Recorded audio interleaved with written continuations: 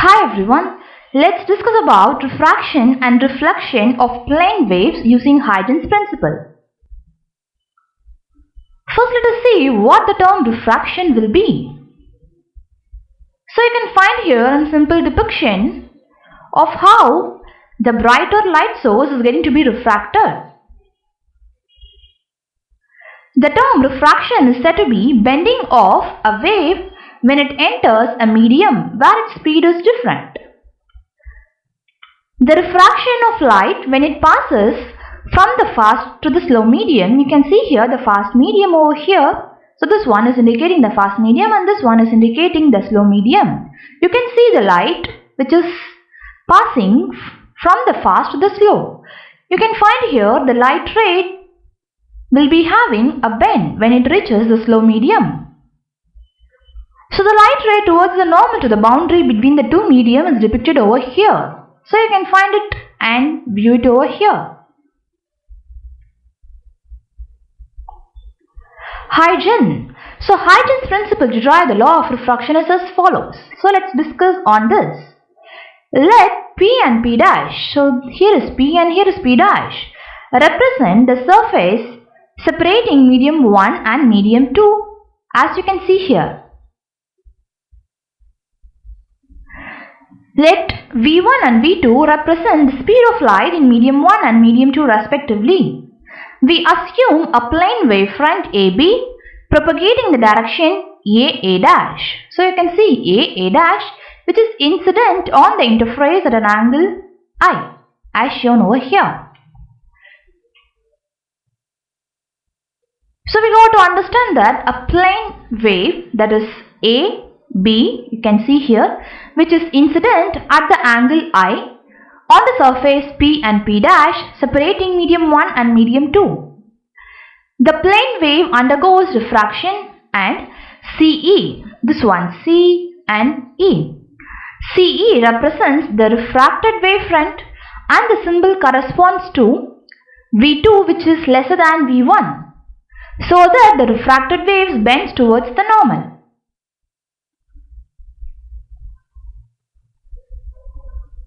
Let tau, that is tau, be the time taken by the wavefront to travel the distance BC. So this one is BC.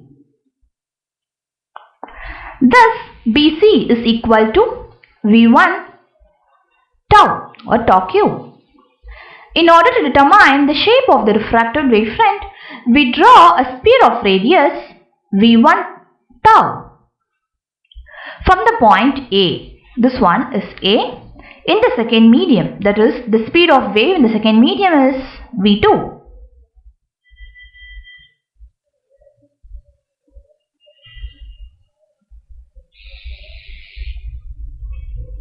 And if you see, here is a plane wave AB which is incident at angle I on the surface PP dash separating medium 1 and medium 2. The plane wave undergoes refraction and CE represents the refracted wavefront.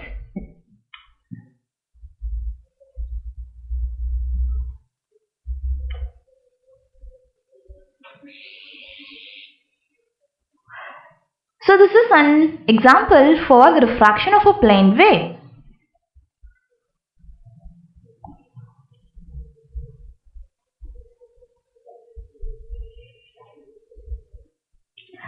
Let CE represent a tangent plane drawn from the point C onto the sphere. Then we can say AE, this AE is equal to V2 tau and CE would represent the refracted wavefront. If we now consider the triangles ABC and AEC, so this one is ABC, this one is the first triangle and this one AEC, this one is the second triangle. If you consider this one, we will be obtaining sin I is equal to BC divided by AC, that is equal to V1 tau divided by AC, and sin R is equal to, if you consider this triangle, we will be having AE divided by AC. Substituting the value, we will be having V2 tau or else tau q divided by AC. where this I and R is indicating the angles of incident and refraction respectively. Thus, we obtained from these two equations, we obtained sin I by sin R is equal to V1 divided by V2. So AC and AC will be getting cancelled on both the equations and we'll be having V1 by V2. That can be mentioned as equation number 3.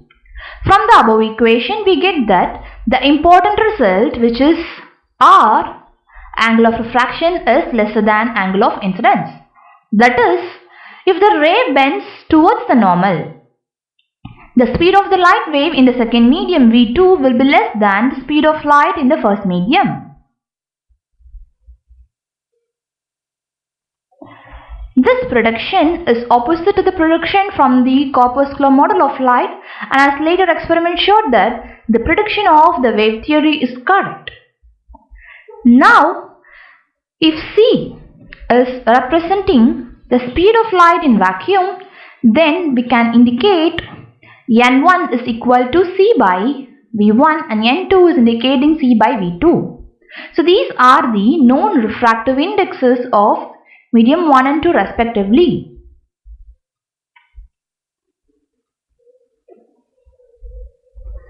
So this one is a refraction of a plane wave, that is opting about the Snell's law of refraction.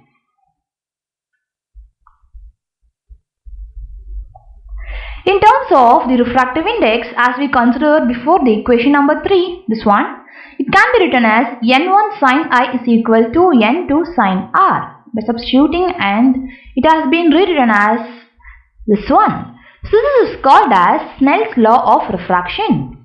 So you can see here the Snell's law of refraction, where you can able to see the incident ray. So this one is the medium in terms of water and this one is a medium in terms of air.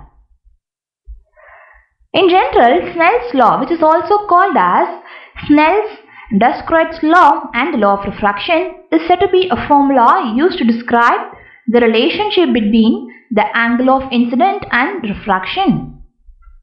That is, when referring to a light or other waves passing through a boundary between two different isotopic medium, it might be water, glass or air.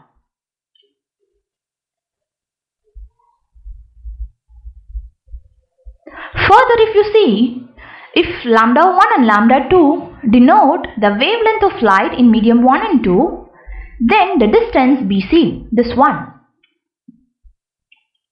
is equal to lambda 1, then distance AE will be equal to lambda 2. Because the reason is that if the crest from B has reached C in time tau or tau q, then the crest from A should have also reached E in time. This time is indicated as tau or tau. Thus, we can imply lambda 1 divided by lambda 2 is equal to BC divided by AE, that is equal to V1 divided by V2, or else we can mention as V1 divided by lambda, which is equals to V2 divided by lambda 2.